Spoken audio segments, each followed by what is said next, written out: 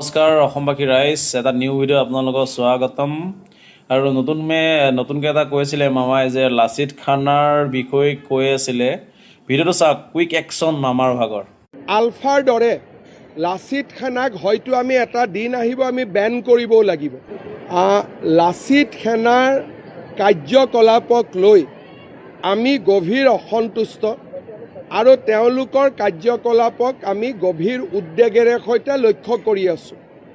আলফাৰ দৰে লাচিত খানাক হয়তো আমি এটা দিন আহিব আমি বেন কৰিবও লাগিব, কাৰণ ব্যৱসায়ীসকলক লাচিত খানাই যথেষ্ট অত্যাচাৰ কৰে।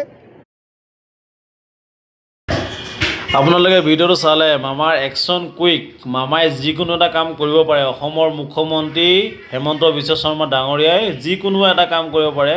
সেইটো কাৰণে মই আপোনাক কৈছোঁ যে মামা, আপুনি এটা কাম কৰক, জুবিন দাস যিকেইজন হত্যাকাৰী আছিলে তেখেতসকলক উচিত ব্যৱস্থা লওক। আপুনি যেনেকৈ গ্ৰেপ্তাৰ কৰিছে তেখেতসকলক আপুনি ফাঁচি দিয়াটো উচিত ব্যৱস্থা লওক। জয় অসম।